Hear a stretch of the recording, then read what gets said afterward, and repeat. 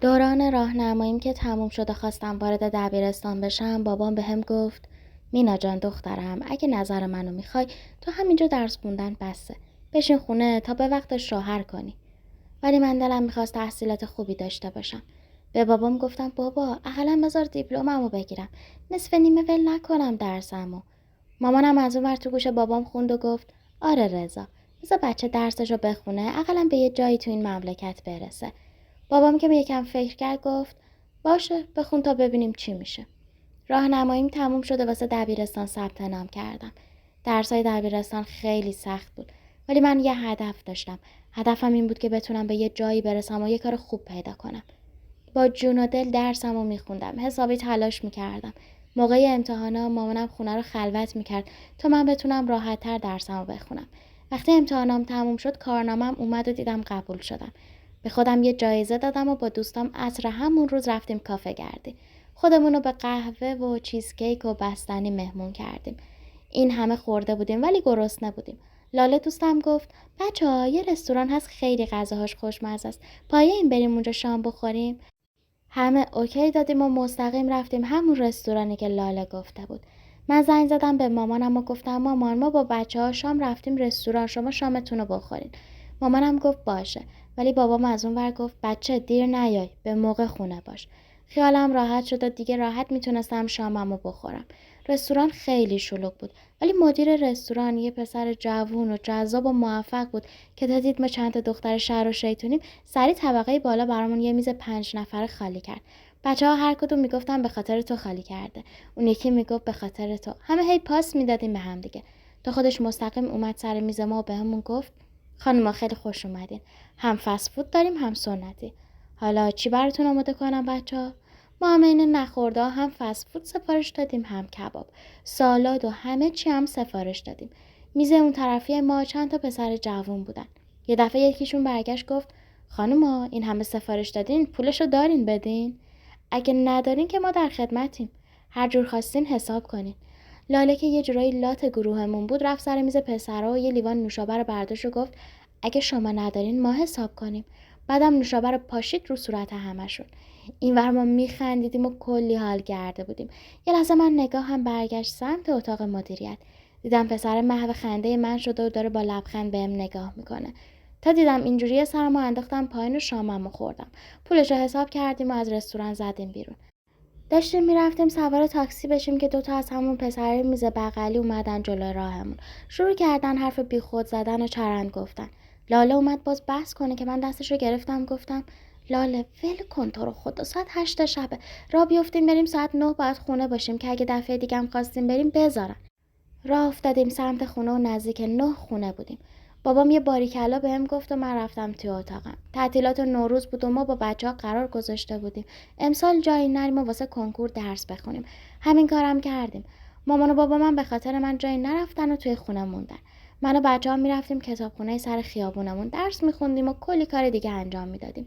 یه روز واقعا دیگه ذهنمون خسته شده بود. لاله گفت بچه‌ها بریم همون رستورانه یه دلی از غذا در بیاریم. همه اوکی دادیم. باز رفتیم واسه نهار. رستوران بازم شلوغ بود و جمعیت زیاد. هرچی چشم کردیم همون مدیر جوون رو ببینیم ندیدیم. واقعا جایی برای نشستن نبود و ناامید اومدیم بیرون. داشتیم توی پیاده رو میرفتیم که یهو یه لند کروز جلوی پامون نگه داشت. خود پسره بود، مدیر رستوران. بهمون سلام داد و گفت خانوما کجا دارین میرین؟ مگه نهار خوردین؟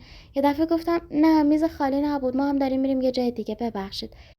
دست بچه‌ها رو گرفتم و داشتیم میرفتیم که دوباره از ماشین پیاده شد و سویچ رو داد دست راننده. بهمون گفت خانوما بفرمایین، رستوران ما همیشه برای شما میز خالی داره.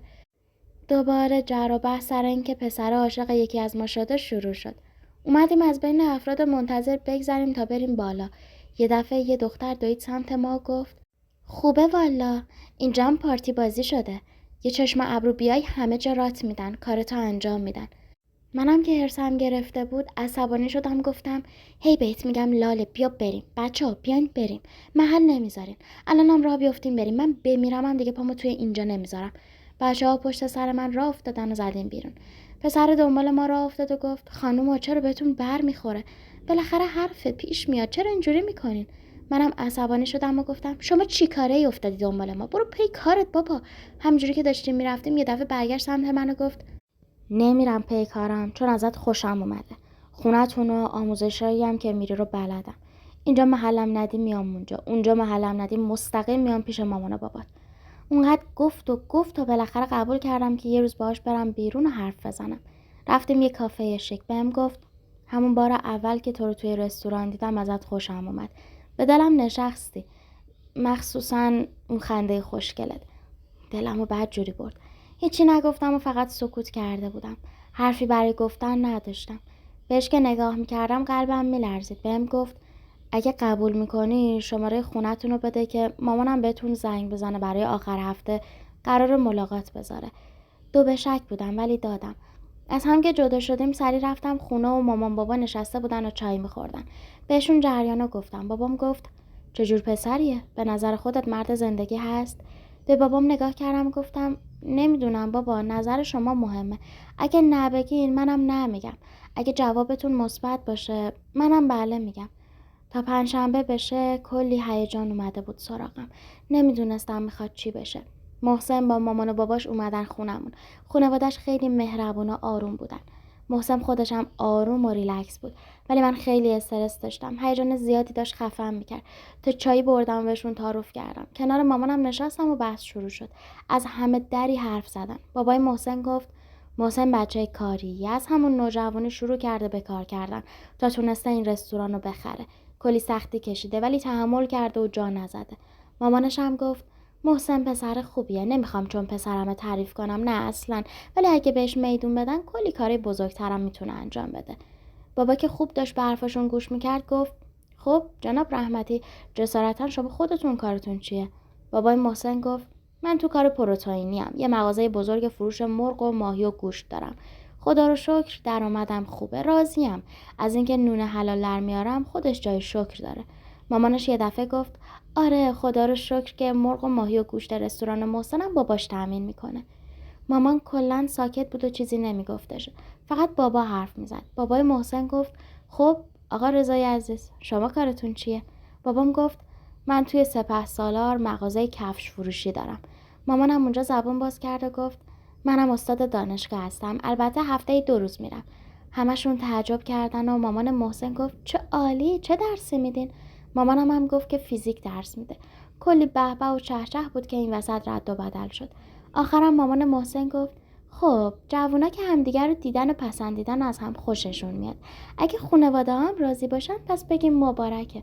مامانم گفت به سلامتی، مبارکه. مراسم عقد و ازدواجمون خیلی قشنگ و سریع برگزار شد و من به عنوان خانوم آقای مدیر میرفتم رستوران و اونجا با محسن بودم. بعضی وقتا یه سری دختر می اومدن و میخواستن به محسن گیر بدن که من مداخله میکردم و وقتی میفهمیدن من خانومشم عقبی میرفتن. من که وارد رستوران شدم یکم تغییر و تحول دادم. مثلا سفارش مهمونی ولیمه مکه‌ای میگرفتم، تولد میگرفتم، ختم میگرفتم. اینجوری پولمون بیشتر میشد. مهمونی کربلایی هم میگرفتم. یه بار مهمونی شام کربلایی بود. اونقدر حس قشنگی بود که نتونستم حرفی نزنم و به محسن گفتم محسن ما ماه عسل نرفتیم.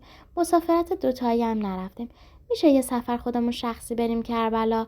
هم زیارت میکنیم هم سیاحت. محسن زمان خواست تا کاراش رو به قولی راستوریست کنه. بلیط هواپیما گرفتیم رفت و برگشت. 5 شب اونجا میموندیم. صبح فردا راهی شدیم و رفتیم. یه هتل خیلی لاکچری رزرو کرده بودیم و زیارت رفتیم و کلی خرید و سوغات گرفتیم. جاهای دیدنیش هم میرفتیم. یه بار من تنها توی لابی نشسته بودم که دیدم یکی از مسافرای هتل عربستانی خیلی هیکلی و درشت اندام بود و از تیپ زدنش معلوم بود که حسابی پول داره. اومد دور میزی که من نشسته بودم نشست و سر صحبت رو باز کرد. خیلی کامل نه ولی خوب فارسی حرف میزد. بهش گفتم شما فارسی رو از کجا یاد گرفتی که اینقدر خوب حرف میزنی؟ گفت من عاشق زن و دخترای ایرانیم. واسه همون به عشق خودشون رفتم یکم فارسی یاد گرفتم. تحسینش کردم و داشتیم حرف میزدیم که محسنم رسید.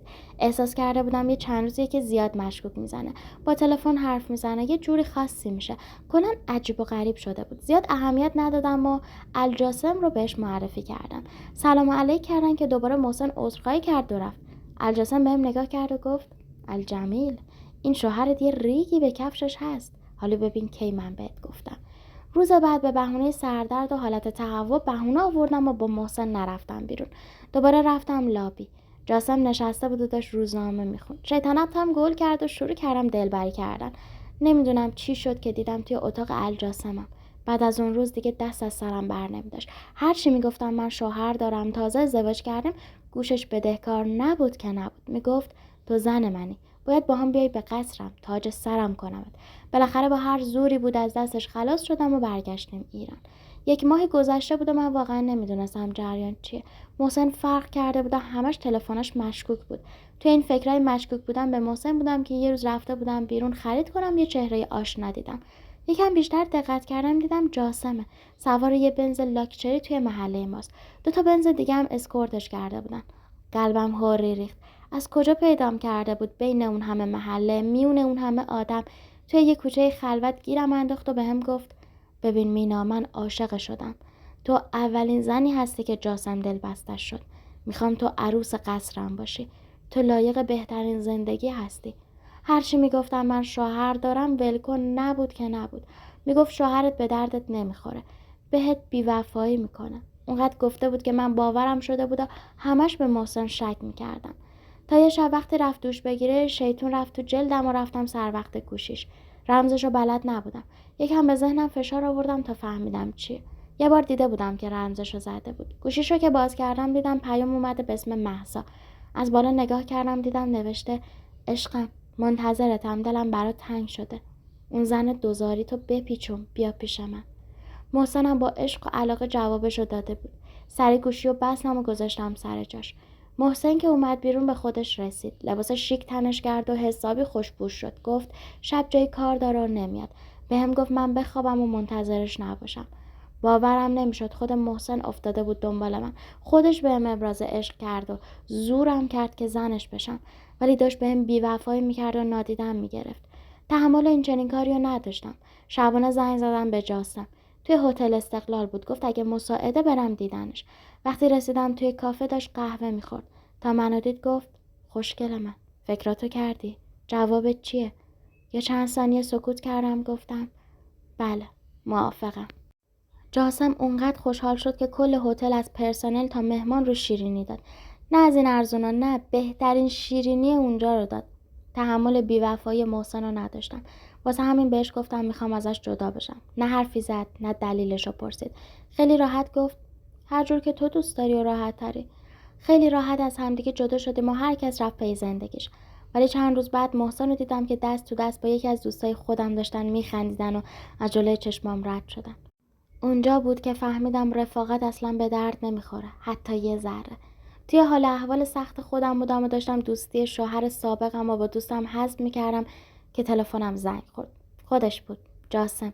جواب که دادم گفت دختر مهربون، نمیخوای با ما بیای بریم به قصر من؟ اونجا برات بهترین و قشنگترین چیزا رو مهیا میکنم. آزادی و رهایی رو تجربه میکنی. هیچ کس بهت سخت نمیگیره و تو میشی ملکه قصر من. حرفاش رویایی بود. ولی من دیگه نمیتونستم به هیچ کس اعتماد کنم. میترسیدم اگه باش برم عربستان بدتر بیفتم توی یه چاه عمیق که رهایی ازش برام دیگه امکان پذیر نباشه. بهش گفتم یکم بهم اجازه میدی من فکر کنم و به جواب بدم. اونم قبول کرد و دیگه زیاد بهم فشار نیاورد. یه چند روزی فکر کردم و با یه مشاور صحبت کردم. مشاور یه راه حل خوب بهم گفت اگه واقعا اون مرد دوست داشته باشه براش مهم نیست که توی کشور خودش باشه یا توی یه کشور دیگه. و گفت بهش پیشنهاد بده و بگه اگه واقعا منو دوستم داری به خاطر من حاضری از کشور خودت بیای اینجا و همون زندگی مرفه اونجا برام بسازی. شغل کارت هم از راه دور انجام بدی. حرفای مشاور خیلی خوب بود. ولی بعید میدیدم که جاسم قبول کنه و اصلا بهش فکر کنه یا اهمیت بده. ولی تیرمو توی تاریکی باید مینداختم.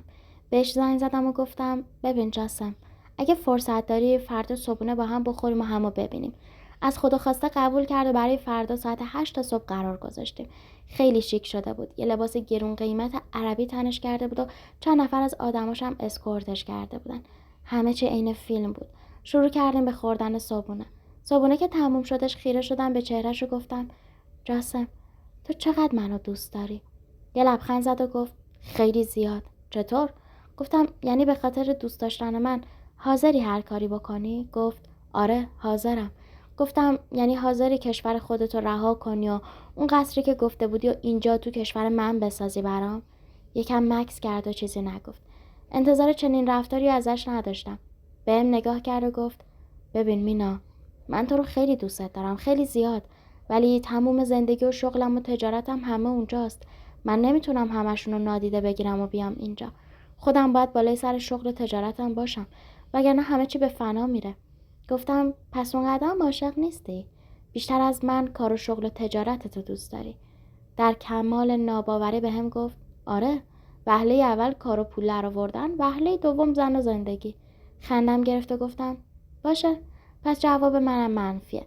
من نمیتونم باهات ازدواج کنم، چه برسه بخوام بیام یه کشور غریبه. همینجوری تو کشور خودم بهم بی‌وفایی شده. وای به حال بعدش. شرمنده من نمیتونم. از سر میز بلند شدم و راهمو گرفتم و رفتم سمت خونه بابام. بابام اصلاً توقع نداشت که یه روزی من بخوام از همسرم جدا بشم.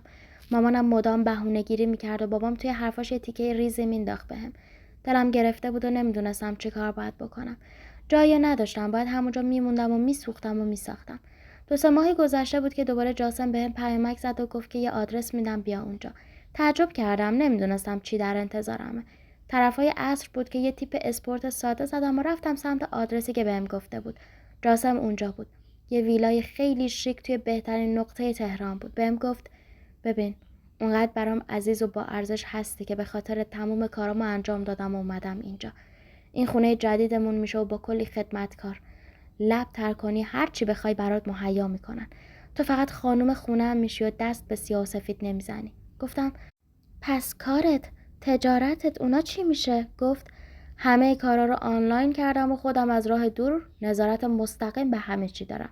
نگران هیچی نباش. باورم نمیشد که یه مرد عرب بخواد به خاطر یه دختر ایرانی این از خودگذشتگی رو انجام بده. واقعا همه چی بی نقص و بی عیب بود. این قسمت قضیه حل شده بود، ولی قسمت مهم قضیه حرف زدن با مامان و بابام بود. جاسم بهم گفت تو نمیخواد تو این موضوع خودتو قاطی کنی. من خودم به روش خودم حلش میکنم، نگران هیچی نباش. بهش اعتماد کردم و صبر کردم تا ببینم چی میشه. یه چند روزی گذشت تا یه شب جاسم با یه جعبه شیرینی و یه دسته گل شیک و بزرگ اومد دم خونمون. انتظار این کارو ازش نداشتم. دلم مثل سیر و سرکه میجوشید. استرس گرفته بودم و یه حال غریبی داشتم. جاسم اومد تو و گفت اومده خواستگاری من. مامان و بابام شوکه شدن. بابام برگشت سمت من و گفت خجالت نمیکشی؟ مرد ایرانی قحطیش اومده بود که تو رفتی شوهر عرب پیدا کردی؟ واقعا برات متاسفم. برای خودم هم متاسفم که چنین دختری رو تربیت کردم. به بابام گفتم مگه چه کار اشتباهی کردم؟ کجای کارم غلطه؟ شوهر ایرانی هم دیدیم. با بهترین دوست من بهم بی‌وفایی کرد. بابام اومد بزنه تو دهنم که جاسم دستشو گرفت و گفت پدر مینا هستین، احترامتون برام واجبه، ولی اگه یک بار، فقط یک بار دیگه ببینم دست روی زنی بلند میکنین که قرار مال من بشه، دیگه احترامات میره کنار و باهاتون عین خودتون رفتار میکنم. مامانم که تا اون لحظه ساکت بود بهم گفت تو دیگه دختر ما نیستی. الانم وسیلاتو جمع کن و گم شو از خونه برو بیرون. ولی اگه یه زمانی نتونستی زندگی تو تحمل کنی و سختت شده بود، سمت اینجا رو نگاه نکن، چون تو تموم پلای پشت سرتو خراب کردی و داری میری. واقعا درک نمی‌کردم چرا یه پدر و مادر به جای اینکه خوشحالی و خوشبختی دخترشون رو بخوان، بدبختی و بیچارگیشو مدام میدیدن. جاسم گفت هیچی نمیخواد برداری. حتی نذاش گوشیمو بیارم. با لباس خونگی رفتم. رسیدیم خونه خودمون که قرار بود توش زندگی کنیم. یه اتاق بزرگ پر بود از لباس و کفش. همه چی عالی بود. واقعا جاسم خیلی مرد مهربون و دست و دلبازی بود. همه جوره به هم رسیدگی میکرد. عقد که کردیم یه جشن کوچیک و ساده گرفتیم. جاسم کار میکرد و منم توی خونه سرگرم بودم. یه چند ماهی گذشته بود و واقعا دلم برای مامان و بابام تنگ شده بودش. رفتم از دور دم در خونه. میدونستم هر سه شنبه بابام میرن بازار خرید میکنن. دیدمشون. به ظاهر خوشحال بودن، ولی اینطوری نبود. توی چهرهشون یه غم بزرگ معلوم بود. وقتی برگشتم خونه به جاسم گفتم. جاسم یکم فکر کرد و گفت میخوای برای پنجشنبه شب شام دعوتشون کنیم؟ بذار کدورتا از بین بره. خیلی خوشحال شدم، ولی میترسیدم که قبول نکنن. ولی باز تلاشمون رو میکردیم. چهارشنبه سر ظهر آبگوشت دیزی پز غذای مورد علاقه بابام و با قیمه نظری پز غذای مورد علاقه مامانم و پختم و رفتم دم خونه‌شون. بابام وقتی درو باز کرد و منو دید فهمیدم چهرش باز شد، ولی نمیخواست برو بیاره. گفتم بابا جون، تعارف نمی‌کنی بیام تو؟ دستم داغه، میسوزه. بابام در رو بیشتر باز کرد و من رفتم توی خونه. مامانم داشت گوشی نگاه میکرد. تا منو دید یه دفعه خشکش زد ولی هیچی نگفت. خودم شروع کردم حرف زدن و گفتم بیاین نهار بخوریم. این آبگوشت دیزی پز واسه بابای عزیزم، اینم قیمه غذای مورد علاقه مامانم. مامانم گفت زحمت کشیدی، ما نهار داشتیم. نهار رو توی سکوت خوردیم. بابا رفت روی مبل نشست و مامانم هم ظرفا رو جمع کرد. دستشو گرفتم گفتم بشینه. گفتم مامان و بابای عزیزم، دعوا و جدال بسته. من به عنوان دخترتون شما رو برای فردا شب شام دعوت میکنم خونه خودم و جاسم. نه و نمیایم و نمیشم نداریم. فردا ساعت 3 ظهر یه ماشین میاد دنبالتون. دیگه هم نمیخواد ببینم اخم کردین. خدافزی کردم و برگشتم خونه. فردا همه چی آماده کردیم. ساعت 3 ظهر راننده رفته بود دنبال مامان و بابام. زنگ زدم بهش و گفتم چی شد اومدن؟ فقط یه جواب کوتاه داده گفت بله خانم. دست و پامو گم کرده بودم. جاسم مدام میگفت آروم باش ولی نمیتونستم. تا رسیدن بابام وقتی خونه ما رو دید انگار خیالش راحت شده باشه، نفس عمیق کشیدنش رو حس کردم. مامانم کیک توت فرنگی، کیک مورد علاقه منو پخته بود. بعد از مدت‌ها خانواده‌ام همگی دور هم جمع شدن. چند ساعت بعد دیدم بابا و جاسم توی حیاط با هم دیگه گرم گرفتن و حرف میزنن و میخندن. مامانم گفت خدا رو شکر میکنم اگه از زندگیت از اول خیری ندیدی، اقلا اینجا خوشحال و خوشبختی. جاسم واقعا مرد عالی و تکیه. امیدوارم کنار هم سالهای سال خوشبخت و سلامت زندگی کنین. حرفاش برام قرص آرامش بخش بود. دیر وقت بود ولی نذاشتم برن. شب نگهشون داشتم. جاسم وقتی خوشحالی منو میدید انگار دنیا رو بهش داده باشن. بهم لبخند میزد و میگفت دیدی گفتم همه چی درست میشه. الان 5 سال از زندگی مشترک من و جاسم گذشته. یه دختر 2 ساله داریم. مامان و بابام هر هفته میان و بهمون سر میزنن. جاسم با بابام خیلی صمیمی شده و به جای پدرزن و داماد عین پدر و پسر شدن. وقتی الان خانواده‌مو میبینم خیلی حالم خوبه. چون هر اتفاق یه خیریتی توش داره. هر تقدیری داشته باشی به وقتش برات رخ میده. مثل من و خانوادم که الان کنار هم شادیم.